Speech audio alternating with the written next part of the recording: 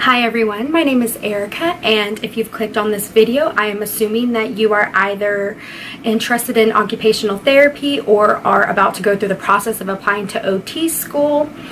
Now, I myself am a two-time OT applicant, and I definitely feel that I have made a lot of costly errors my first time applying, just because I didn't know anybody who was going through the application process, so I couldn't necessarily ask anybody any advice or ask anyone any type of tips that they used in applying to occupational therapy school. So I definitely feel that I made some errors on my part that could have made my application process go a lot smoother the first time around.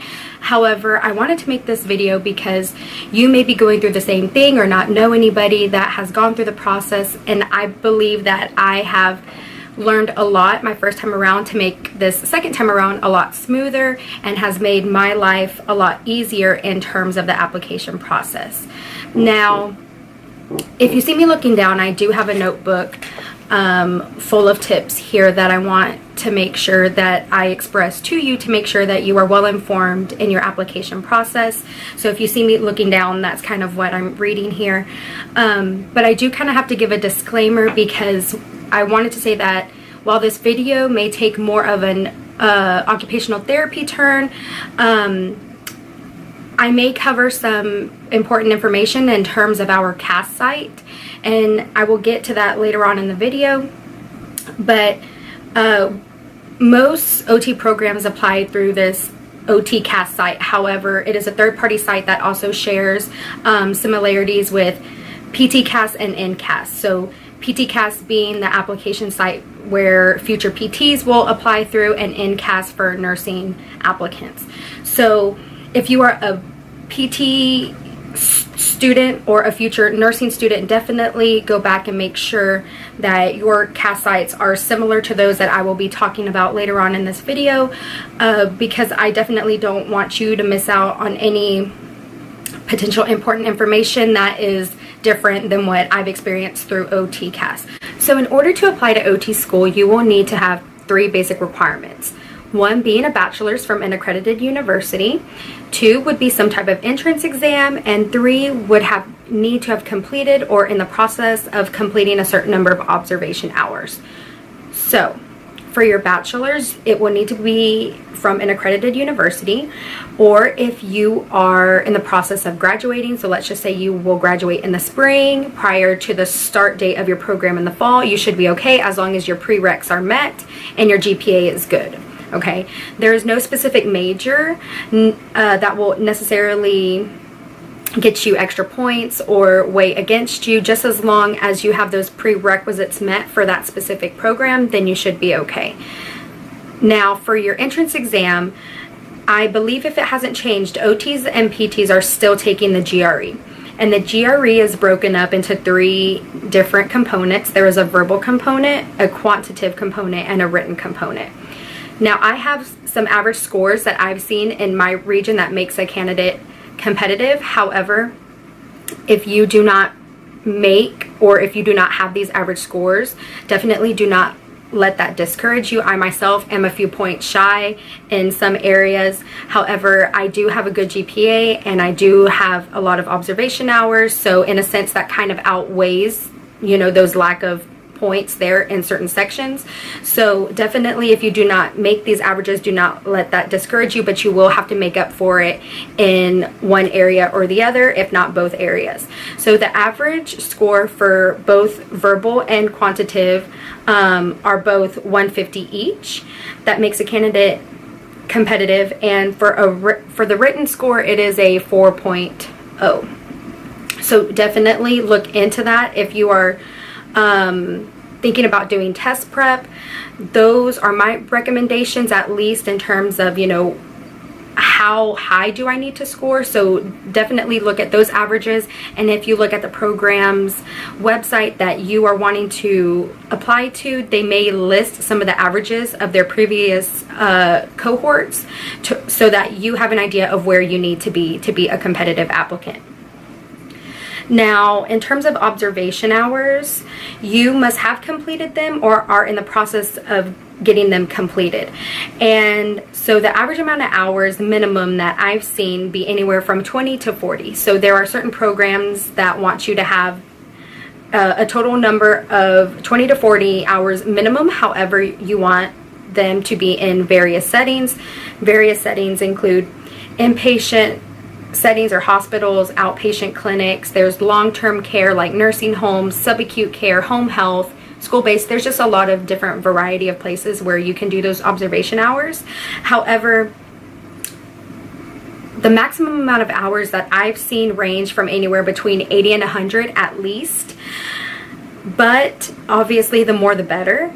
I've had a professor express to me that he once had an applicant have 300 plus observation hours in various settings. So definitely try to widen your range and get those done in a various amount of settings with a various amount of patient population. So your geriatric patients, your pediatric patients, acute or neuro patients. Try to just show your versatility through those observation hours.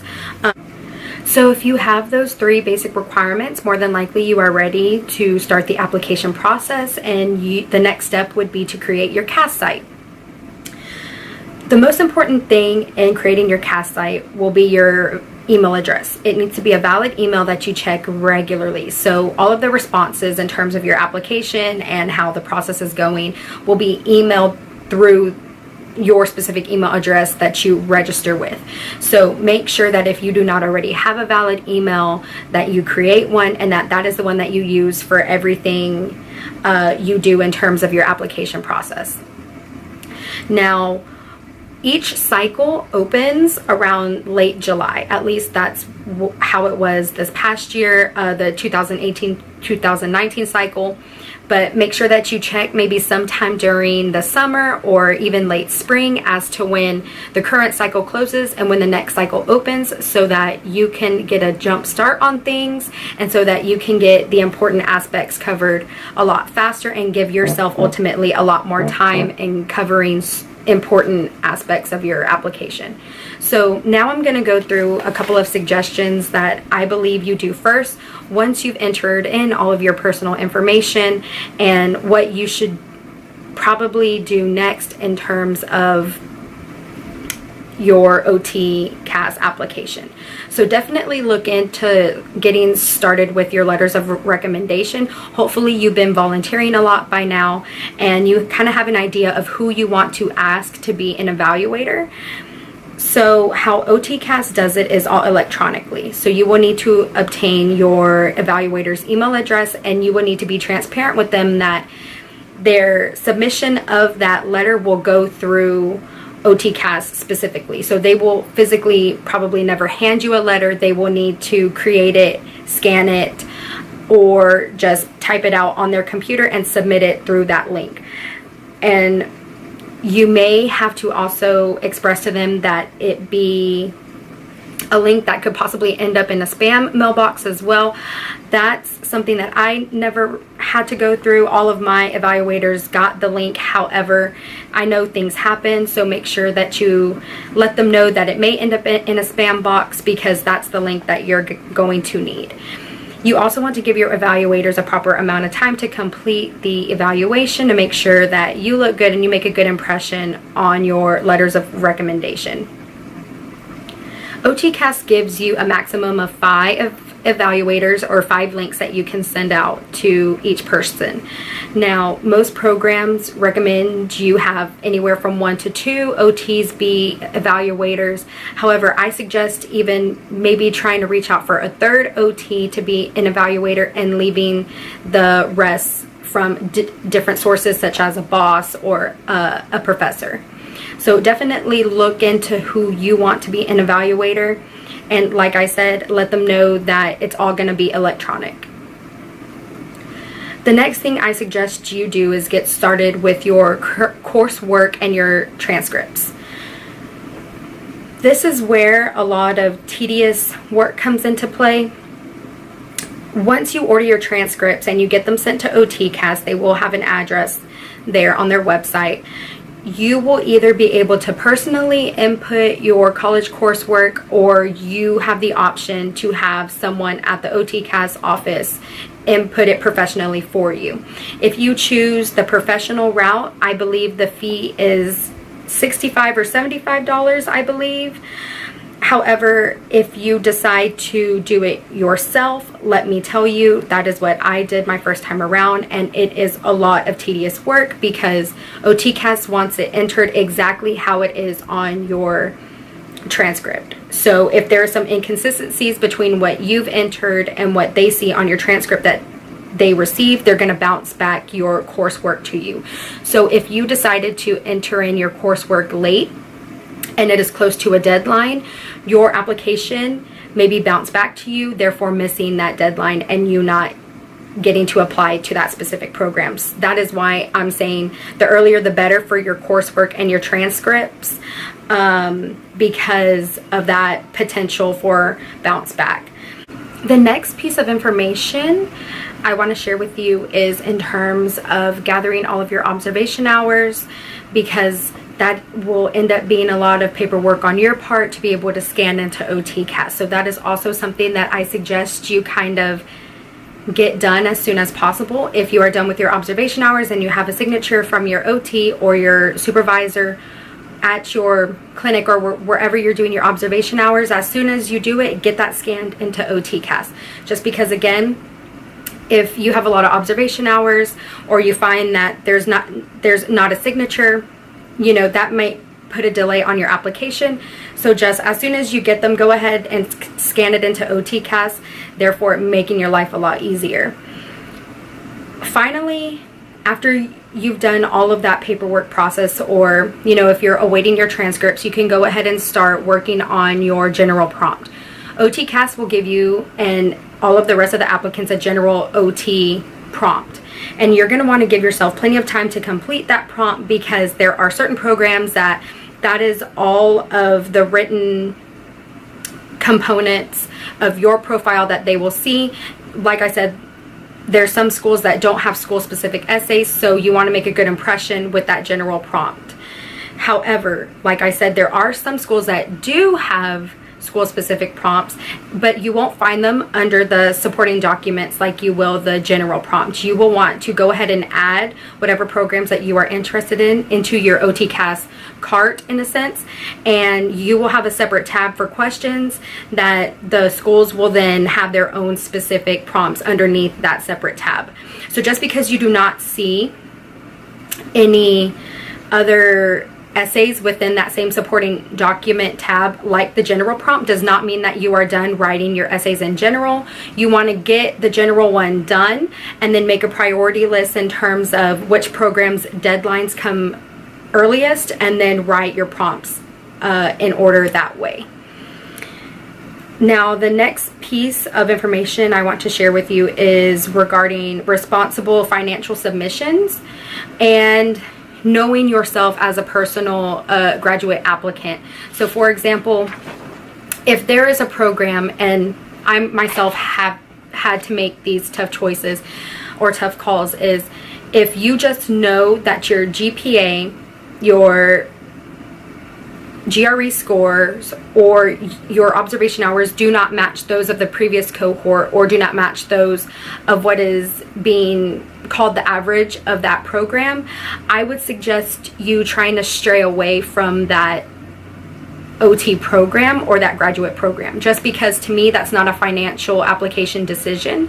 So for example, there was a program I was looking at, their average GRE score was about a 160, I believe, and that was just a lot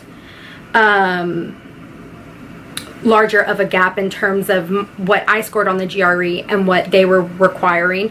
So I decided to make a personal decision and apply somewhere else before I applied to that school, therefore making a more responsible financial decision, because if I were to just get an automatic denial from that one school, and I may not have the funds to have applied somewhere else where I could have potentially got an interview or an acceptance. So definitely know yourself and your own graduate profile and make the best decision for you.